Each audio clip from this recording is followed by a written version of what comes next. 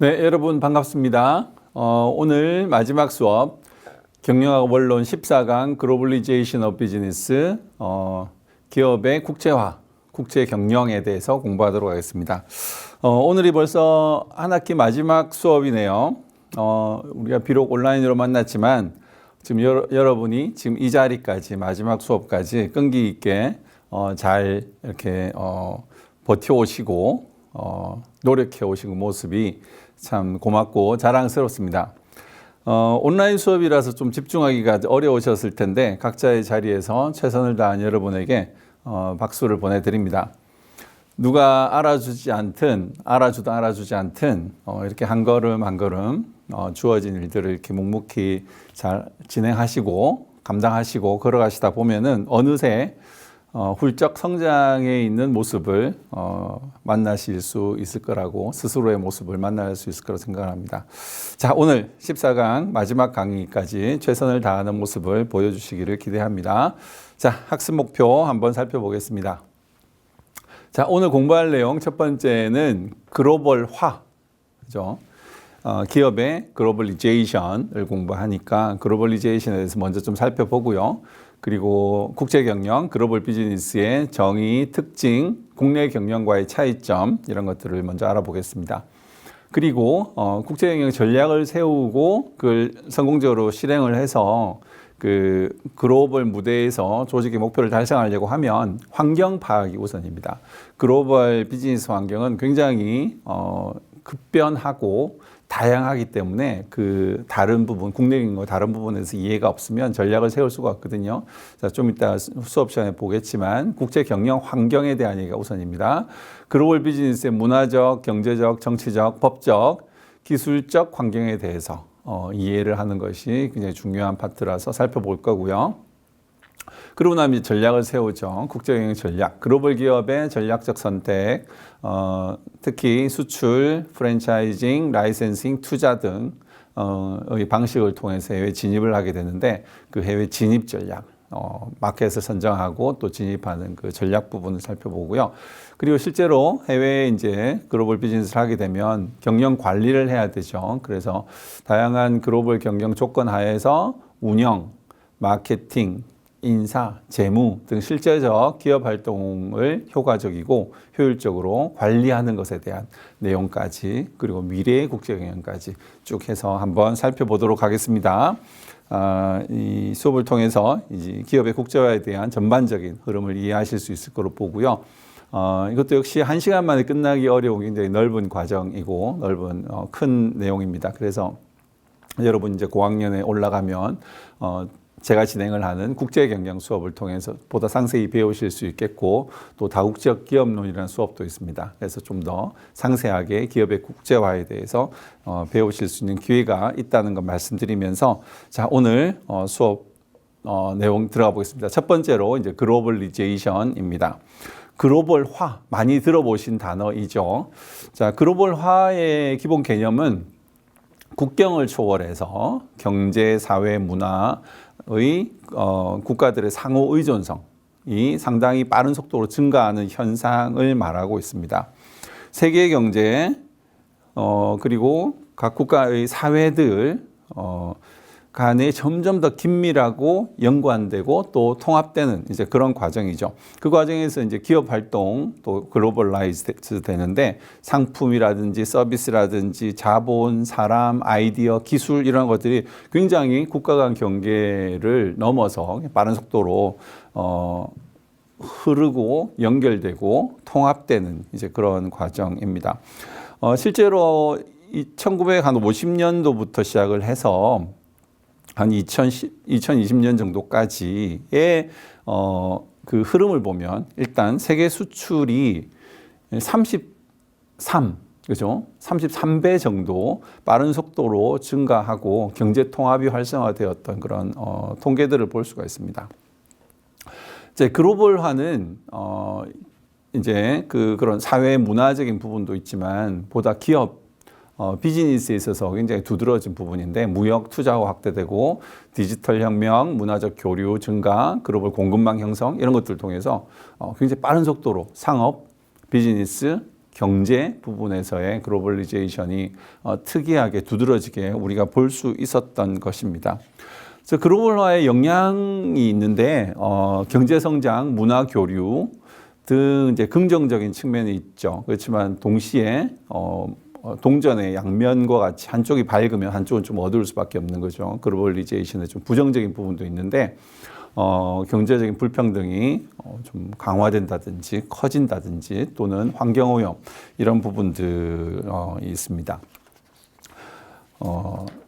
세계 부가 상위 1%에 상당히 집중되어 있어요. 거의 82%의 부가 상위 1%에 집중되어 있다고 봅니다. 이건 글로벌리제이션을 통해서 조금 더 강화되고 있는 부가 집중되고 독점화되고 하는 영향이 있죠. 그리고 굉장히 빠른 공급망을 통해서 빠른 속도로 상품과 서비스와 그리고 자본들이 이동되다 보니까 비즈니스가 굉장히 활성화되고 글로벌하게 그 결과 환경오염, 온실가스 배출이라든지 또는 생태계 파괴 이런 것들이 그런 글로벌리제이션 때문이다라고 주장하는 그런 주장들도 굉장히 많이 있습니다.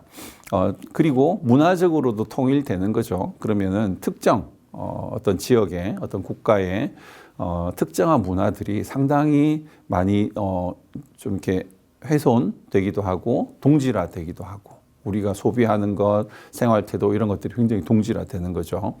빠른 속도로 상품과 서비스들이 이렇게 이동되면서 그런 것들을 볼 수 있습니다. 자, 글로벌리제이션은 빠른 속도로 진행이 되었는데 최근 들어서 한 2020년 정도 그 전후로 해서 그 흐름이 굉장히 무너지고 있는 빨리 바뀌고 있는 경향이 좀 있긴 해요. 이 부분도 조금 여러분들이 국제 경영, 글로벌 비전을 가지고 볼 때 좀 살펴볼 부분이기도 합니다. 미중 갈등, 지정학적 리스크 올라가고 있는 부분이 있고요. 또 지금 러시아 우크라이나 전쟁도 아직 끝나지 않고 진행이 되고 있습니다. 2020년부터 코로나 팬데믹이 빠른 속도로 전반적인 글로벌 영향, 그죠? 경제와 문화와 산업에 상당히 영향을 미치고 있는 거죠. 그 결과 공급망이 상당히 불안해지고 있습니다. 과거에 우리가 가지고 있던 글로벌 공급망이 굉장히 많이 와해되고, 특히 국가별로 보호무역주의, 미국 중심으로 또 유럽도 그렇고, 보호무역이 과거보다 아주 낮아졌던 국경들이 다시 조금 올라가고 있는 그런 현상을 보여주고 있고, 특히 기술, 요즘 AI 데이터의 중요성이 커지면서 그리고 반도체 중심으로 기술에 관련된 데이터에 관련된 보호주의가 강화되고 있습니다. 이건 산업뿐만 아니고 안보, 국가 안보하고도 연결된 그런 면이 있기 때문에 굉장히 좀 첨예한 그런 국가별 관심사가 되고 있는 거죠. 그 결과로서 좀 자국 중심으로 변화하는 경향이 있고 경제 정책도 좀 보호주의 그리고 산업과 기술과 무역이 전반적으로 재편되고 있는 현상을 보여주고 있어요. 과거의 글로벌리제이션의 트렌드는 오프쇼링이라고 해서 국경을 넘어서 해외를 진출하고 서로 교류와 통합이 확대되는 그런 트렌드였지 않습니까? 이게 이제 자국 중심, 보호 중심으로 바뀌면서 리쇼링, 다시 그 국경 안으로 들어오는 글로벌리제이션 되었던 활동들이 국경으로 들어오는 리쇼링 현상들이 발생을 하고 있고요. 그리고 경제도 자국 중심이기도 하지만 어떤 블록 형태로, 그죠? 이걸 리저널라이제이션이라고 하죠. 이제 글로벌리제이션에서 조금은 와해되어서 리저널로 가고 있는 현상들을 보여주고 있습니다. 자, 그게 지금 한 4, 5년 이상 진행되고 있습니다. 지금 이게 조금 더 심화되어서 자국 중심, 리저널라이제이션, 보호주의, 기술 데이터에 대한 어떤 프로텍션 쪽으로 갈 건지 아니면 이 1950년도부터 시작된 지속적으로 진행되어 오던 글로벌리제이션이 잠깐 어떤 휴지 상태에 있고 다시 또 그 트렌드가 진행이 될지는 조금 더 우리가 국제 경영 그죠 차원에서 살펴봐야 될 그런 주제라고 생각할 수 있겠습니다. 자, 일단 글로벌리제이션과 탈글로벌화 디글로벌리제이션에 대한 개관을 살짝 살펴보았고요. 자, 그러면 이제 본격적으로 국제 경영에 대해서 한번 얘기를 해보겠습니다.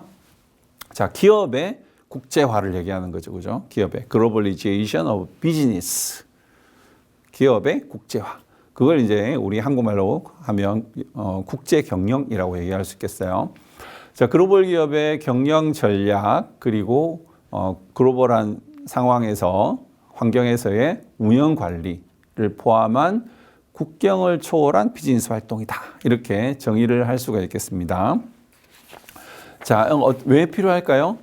시장을 확대하고 자원을 확보하고 위험을 감소시키고 경쟁력을 강화한다. 이렇게 정리를 할 수 있겠습니다. 왜 기업들이 해외에 진출하냐, 그죠? 그 부분에 대해서 이 국제경영에 대한 기본 이해를 할 필요가 있겠습니다. 자, A라는 국가가 있고 B라는 국가가 있어요. 자, A가 우리 자국이라고 합시다. 여기가 이제 우리 회사, 그죠? 본사가 있는 곳이라고 생각을 해보겠습니다. 자, 그러면 이 A라는 나라와 B라는 사이에 뭐가 있을까요? 국경이 있겠죠. 국경. 내셔널 보더라는 게 있어요. 자, 비즈니스가 국경 내에서 뭐 서울과 부산에 지사를 두고 서울에 본사가 있고 비즈니스를 하고 있다. 이게 국내 경영이죠. 국경 안에서 이루어지는 겁니다. 그런데 이제 미국에 있는 B가 미국이라고 합시다. 뭐 뉴욕에 지사를 내고 이제 비즈니스를 하기 시작했어요. 수출을 할 수도 있고 또 해외에 직접 투자를 해서 거기에 비즈니스를 사무실을 열고 공장을 세우고 비즈니스를 할 수 있어요. 다양한 방법이 있지만 국경을 건넌다는 거죠. 국경을 건너서 비즈니스를 하는 것, 이건 이제 국제 경영이라고 하고, 이게 한 개 국가뿐만 아니고 멀티플하게 글로벌 기업들, 네슬레 같은 경우는 160개 이상의 국가에서 경영을 하고 있어요. 국경을, 그렇죠? 엄청난 양의 국경을 넘어서 비즈니스를 하고 있다는 거죠. 자, 그러면 이제 국제 경영을 시작하는 건데 왜 하냐라고 하면, 자, 국내 시장이 좀 좁겠죠. 그러면 그 시장을 넘어서 더 큰 시장을 보기 위해서, 시장을 확보하기 위해서, 더 큰 매출을 기대해서 나가는 거 당연한 거고요. 그 다음, 기업들은 자원이 중요합니다. 리소스라는 거죠. 이 리소스를 확보하기 위해서 나가기도 합니다. 뭐 예를 들어서 알코아라고 하는 회사가 있는데 알루미늄으로 만드는 산업재를 만드는 회사거든요. 그 회사는 해외에 나가서 자원을 확보하지 않으면 그 기업 운영 자체를 할 수가 없어요. 너무 중요한 자원이고 국내에 없기 때문에 해외에 나가서 취득을 해와야 되는 거죠. 해외 마켓에서 사오기에는 위험이 있어요. 어떤 위험이 있을까요? 가격이 갑자기 비싸진다든지 우리가 필요한 만큼 얻지를 못하든지 그럼 비즈니스 할 수 없죠. 그래서 안정적으로 중요한 자원을 확보하기 위해서 해외에 나갑니다. 자원 확보를 위해서 국경을 건너서 비즈니스 하는 거죠. 그런 경우도 있고 그 다음에 경기가 막 이렇게 요동을 치죠. 전반적으로. 그래서 우리 국내 경기가 굉장히 안 좋다. 그럼 비즈니스가 안 좋을 거 아니에요. 근데 우리가 A, B, C, D, E, F 다양한 지역에서 비즈니스를 하고 있으면 그 위험이 좀 줄어들어요. 왜냐하면 우리 지역에 좀 경기가 안 좋고 경제 위기가 왔다 하더라도 나머지 지역들에서 비즈니스가 있으니까 전반적으로 그 위험이 감소되겠죠. 그런 리스크를 좀 감소하기 위해서 하는 그런 해외 진출하는 방식도 있어요. 이거 포트폴리오라고 합니다. 상세한 내용은 우리 국제경영에서 공부를 하죠. 그 다음에 그 경쟁력 확보를 위해서 자, 내가 어떤 강력한 경쟁력 파워가 있다. 브랜드의 이미지가 있고 대단한 기술이 있다. 자, 그러면 그런 것들을 더 활용하기 위해서 그죠? 국내에서 우리가 갖고 있는 국내 수요가 정해져 있잖아요. 근데 그 안에서만 이걸 활용하기에는 너무 무대가 좁은 거지. 그러면 해외에 나가서 그걸 활용할 경우에 그 경쟁력이 더 강화된다는 거죠. 그 브랜드에 대한 인지도가 더 확대되고 우리 기술을 활용해서 더 큰 무대에서 더 큰 결과들을 가져올 수 있다. 경쟁력 강화를 위해서 해외에 나가기도 합니다. 그러니까 내가 갖고 있는 파워가 여기 있기에 너무 좁은 거지. 해외에 나가는 거죠. 자, 그런 이유들로 해서 국경을 넘습니다. 근데 국경을 딱 넘는 순간 국내 비즈니스가 아니죠. 이제 국제 경영이 되고요. 차이점이 발생합니다. 이 차이점은 작지가 않은데 당장 어떤 차이를 여러분들은 생각하시나요? 당장 어떤 차이? 저 나가면 랭귀지가 다르고 사용하는 커런시가 다르고 그리고 그 국가의 법이 달라요. 그렇죠? 사람들이 먹는 것, 생활하는 것, 종교 이런 거 다 다르고 이제 문화적 차이죠. 당장 우리가 비행기 타고 해외 나가 보면 그 낯설음이 있습니다. 자, 그런 것들이 이제 국제 경영, 글로벌 비즈니스를 어렵게 힘들게 만드는 거죠. 자, 문화적 차이, 법적 규제, 그리고 특히 커런시가 다르죠. 커런시의 밸류도 다르죠. 환율, foreign exchange라고 하는 환율 부분도 굉장히 중요한 차이점입니다. 뭐 한국 그 코리안 커런시, 그죠? 한화, 원화만 쓰면 그런 거에 대한 걱정이 없잖아. 근데 해외 나가는 순간 이제 달러, 엔화, 유로 이런 것들과 엑스체인지를 해야 되기 때문에 그 환율 변동에 따른 그런 민감함이 발생하는 거죠. 어려움이. 그리고 정치 제도가 다르고 정치 시스템이 달라요. 자, 이런 굉장히 복잡한 변수들이 존재합니다. 해외에 나가는 순간, 국경을 넘는 순간 이 복잡성이 발생을 하거든요. 자, 왜 이런 복잡함에도 불구하고 왜 하냐? 방금 말씀드렸던 시장 확보, 그다음에 시장 확대, 자원 확보, 그다음에 리스크의 감소, 경쟁력 강화, 이제 이런 주요 목적들이 있는 거죠. 그래서 해외에서 경쟁력 있는 기업들은 국내에서만 스테이하지 않습니다. 나갑니다. 나가서 이 복잡하고 어렵고 불확실하고 힘든 이 국제 경영이라고 낯선 이 과정을 기꺼이 감수하고 비즈니스를 하는 거죠. 그럼으로써 더 큰 결과, 자원의 확보, 그죠? 시장의 확보, 경쟁력의 강화 이런 것들이 가능해지는 것입니다. 자, 국제 경영을 간단하게 그림으로 나타내라. 기업의 국제 경영. 그러면 이렇게 그림을 그릴 수 있을 것 같아요. 자, 어떤 거냐 하면 일단 이 삼각형을 기업 엔터프라이즈, 컴퍼니라고 합시다. 이제 국내에서만 비즈니스를 하다가 이제 우리는 해외로 한번 진출해 볼까라고 고민을 하고 있는 거죠. 해외에 진출하기 시작했어요. 자, 그러면 이 기업이 해외 글로벌 국경을 넘어서 이제 비즈니스를 딱 하기 시작하는 순간부터 어떤 일이 발생하나요? 환경에 노출되는 것이 국제 경영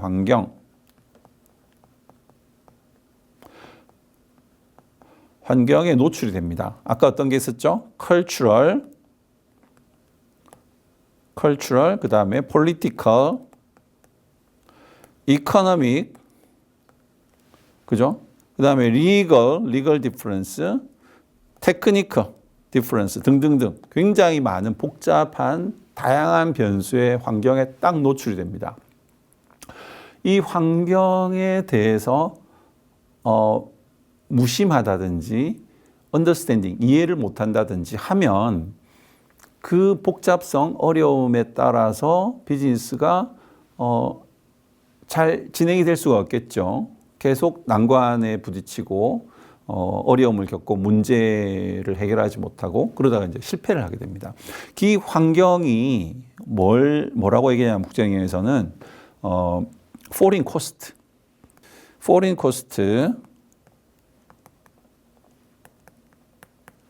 자, 이 환경의 어려움을 foreign cost, 해외 비용이라고 합니다. 이게 마치 뭐라고 할까요?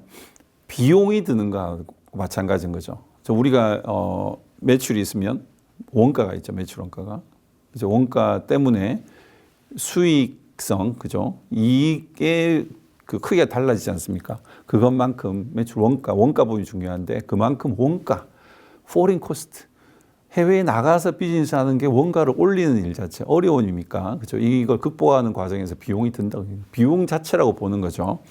그래서 이 foreign cost에 대한 이해가 없으면 이 비용 때문에 실패하게 된다라고 보는 거지. 그래서 이 환경에 대한 이해가 필요합니다. 환경에 대한 이해가 잘 되면 환경이 파악되면 그 다음 단계가 뭐냐면 전략 수립입니다. 어떻게 주변이 어떻게 돌아가는지 알겠어 이제. 자, 그러면 우리가 뭘 해야 될지가 답이 나오는 거죠. 그러면 정치적 변화 또는 경제적 변화, 뭐 유가가 변동하고 물가가 바뀌고 미중 간에 그 무역 갈등이 생기고 하는 이 환경 속에서 우리 기업은 그러면 어떻게 해야 할 것인가? 어떻게 해야 시장이 확보되고 자원이 확보되고 경쟁력이 강화되고 그 위험이 감소될 것인가? 라고 하는 그 목적을 가지고 전략을 수립하는 거죠. 자, 그럼 국제경영의 전략이 수립됐어요. 그걸 어떻게 해야 되죠? 실행, implementation, 실행해야 되죠. 그걸 operation이라고 하는 겁니다. 효과적인 전략이 수립되면 효율적인 관리가 들어가야 되는 거죠. 관리, 국제경영 관리라고 해요. 오퍼레이션 부분을 국제경영 전략이라고. 크게 세 파트가 있는 거지. 국제경영은. 그러니까 여러분이 나중에 국제경영을 공부하시면 이렇게 됩니다. 국제경영 환경 첫 번째 파트 1, 그다음 파트 2 국제경영 전략의 수립, 해외시장 진입 전략이에요. 그다음 세 번째 국제경영 관리, 그 전략을 효율적으로 실행하는, 그죠? 그래서 오퍼레이션이 전략을 서포팅해 주는 거죠. 이렇게 세 파트로 구성이 되어 있습니다. 자, 이해하시겠죠? 자, 그러면 이 국제경영 환경 부분을 조금만 더 살펴보면서 진행을 해볼게요. 자, 국제 비즈니스, 국제 경영 환경에 대해서 살펴보도록 하겠습니다. 크게 네 가지로 일단 구분을 해보겠습니다. 첫 번째가 정치적, 법적 환경입니다. 정치 체제, 정부의 규제, 그다음에 국제 협약, 무역 장벽 등등등 정치적, 법적 환경이 있죠. 여러분들이 어떤 타겟 국가를 정해서 딱 진출했다. 그 나라의 정치, 법적 시스템이 한국과 똑같을 가능성은 거의 제로예요. 그렇죠. 자유민주주의, 민주주의, 데모크라틱한 시스템을 갖고 있다 하더라도 그 국가의 법은 상법과 민법과, 그죠? 기업 활동을 하는데 필요한 그런 관련된 법들은 똑같지 않아요. 다 달라요. 국가별로. 국가의 환경이 다르고 하기 때문에. 심지어 정치 시스템이 공산주의나 사회주의 국가일 수도 있어요. 우리가 진출하는 국가가. 그죠? 마켓 중심으로 가니까. 근데 그런 경우에 전혀 다른 정치 시스템 하에서 어떤 전략을 세울 것인가 중요하죠. 그죠? 그리고 어떤 전체주의적인 국가, 토탈리테리아니즘이라고 하는데 전체주의, 다원주의가 아니고 전체주의 시스템을 갖고 있는 국가로 진출을 할 경우에는 상당 부분 국유화라든지 아니면 그 몰수, 수용 이런 것들이 비일비재하게 일어나고 우리 자산이 보호되기 어려운 그런 상황이 발생합니다. 법적 환경도 노동이라든지 인권이라든지 환경이라든지 이런 것들 법이 다 달라요. 그 비즈니스를 시작하는 데서부터 청산, 끝나는 데까지 모든 프로세스에서 법적 영향을 받잖아요. 그죠? 그 환경이 다르다는 거지. 그래서 이해가 안 되면 굉장히 곤란하다. 이게 이제 다른 환경도 다 마찬가지지만 이런 거죠. 우리가 길 가다 보면 돌뿌리가 있어요. 그죠? 이 돌뿌리를 우리가 잘 인식하지 못하면, 레코그나이즈, 그지? 인식하지 못하면, 뭐, 운이 좋으면 요행이도 안 걸리고 넘어갈 수 있겠지만, 이 돌뿌리가 제법 크고 하다고 하면 걸릴 가능성이 있는 거죠. 그리고 딱 걸려서 넘어지면 다치는 거지. 자, 그래서 이 위험에 대해서 인식을 하고 이해해야지 위험을 회피하거나, 그죠? 아니면 어떻게 챌린지에서 돌파하거나 방법을 전략이 생기는 거잖아요. 그렇지? 근데 이걸 모르면 걸려 넘을 가능성이 높다. 운이 좋아서 넘어갈 수 있지만 그 운이 항상 있는 건 아니다. 상당 부분 이 복잡성과 어려움과 위기 때문에 어려움을 당할 가능성이 높다. 그래서 환경에 대한 이해는 필요하다. 첫 번째가 뭐다? 정치적, 법적 환경이 다르다. 그 다름에 대한 이해가 필요한 거죠. 두 번째로 국경을 넘으면 경제적인 환경이 상당히 다릅니다. 특히 이제 우리가 무역을 하든 투자를 하든, 그죠? 커런시와 다르기 때문에 환율 문제가 발생하고요. 그다음 무역에 대한 정책, 금융 시스템, 경제 개발 수준, 굉장히 GDP가 높은 국가에 있는가 하면 굉장히 그 리스트 디벨롭드 컨트리, 굉장히 그 소득 수준, 그죠? 구매력이 낮은 국가들도 있어요. 다 그 경제적 수준이 다른 국가들에서 똑같은 전략을, 똑같은 가격 전략을, 똑같은 어떤 상품 전략을 할 수는 없잖아요. 그죠? 경제적 환경에 대해서 민감하게 이해할 필요가 있습니다. 특히 우리 국제 영역에서는 이 환율 부분에 대한 이해, foreign exchange. 이게 그 경제적 환경, 재무적 환경, 차이점, 우로서 중요한 파트로 우리가 다루고 있는 걸 볼 수가 있겠습니다. 그 다음 우리가 무시할 수 없는 건 아까 말씀드렸던 문화적 환경이죠. 여러분 비행기 타고 딱 해외에 나가 보시면 한국말이 이제 더 이상 통용이 되지 않는 거죠. 랭귀지를 포함해서 종교, 먹고 입는 것들, 생활 태도, 가치관 이런 것들이 다 달라요. 문화적 차이. 그래서 이에 따라서 소비자 행동도 다르고요. 여러 가지 모든 생활의 모든 것에서 우리가 상품을 서비스를 제공하려고 할 때 그 국가에서 갖고 있는 밸류, 그죠? 가치에 대한 인식, 받아들이는 거 다 다르고 먹는 것 입는 것 다 다르니까 이에 대해서 이해를 하지 못하면 그 곳의 진입 자체가 불가능하다. 우리 한국에서 아무리 성공하던 그런 마케팅 어떤 전략이 있어요. 그게 전혀 다른 문화적, 사회적 환경 속에서 작동할 것이라고 기대할 수는 없죠.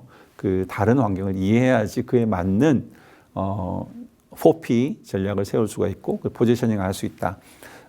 볼 수 있습니다. 그리고 특히 최근에 들어서는 이 기술적인 변화가 기술적 환경이 굉장히 중요하게 여겨지고 있습니다. 디지털 트랜스포메이션, 전자상거래, 글로벌 공급망 관리의 기술적 요인, AI와 데이터가 굉장히 깊숙이 들어와 있어요. 그래서 이런 환경에 대한 이해가 없는 상태에서 그런 기술적인 우리의 적응, 노력, 기술을 활용하려고 하는 그런 전략에 포함하려고 하는 노력이 없는 상태에서는 이런 빠른 글로벌 환경의 변화 때문에 이게 다 뭐가 된다고요? 해외 비용이 되는 거지. 그래서 이게 가림막이 되고 그다음에 이게 장애물이 되고 문제가 되고 그러니까 한두 번 챌린지 하다가 결국 성공하지 못하고 실패하고 해외 시장은 어렵구나. 이게 쉬운 게 아니구나. 그리고 이제 철수하게 도망쳐 나오게 되는 거죠. 그래서 그냥 국내에서 안주하게 될 수도 있습니다. 자, 그러므로 해외에 나갈 때는 어떤 준비가 필요한가요? 우리의 경쟁력을 먼저 강화하고, 그리고 우리가 왜 나가는지 목적을 명확하게 하고, 그 다음 이 국제 비즈니스 환경에 대한 철저한 분석, 그리고 이해, 그죠? recognize, 이 돌뿌리에 대해서 정확하게 아는 게 필요한 거예요. 그래서 우리가 타겟 마켓을 정했다. 그러면 그 마켓에 대해서 아주 A부터 Z까지 철저하게 분석하고 이해하고 그리고 자주 가봐야 돼. 이 익스피리언스가 중요한 거죠. 여러분이 그곳에 한번 가보면 뭐 여행 가이드를 100번 읽는 것보다 낫죠. 한번 가서 부딪혀 보면 그래서 자주 여행을 가고 자주 그죠? 시장 조사를 가고 하는 겁니다. 그래서 충분히 이 곳은 어느 곳이구나 하고 이해가 되면 그 다음 진출, 그죠? 거기서 경쟁할 수 있는 전략이 수립이 되는 거죠.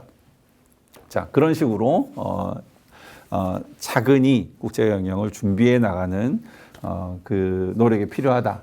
그렇게 볼 수 있습니다. 자, 그러면 여기까지 이제 1차시 국제경영 환경까지 해서 1차시 하고요. 이제 전략 부분을 2차시에서 한번 살펴보도록 하겠습니다.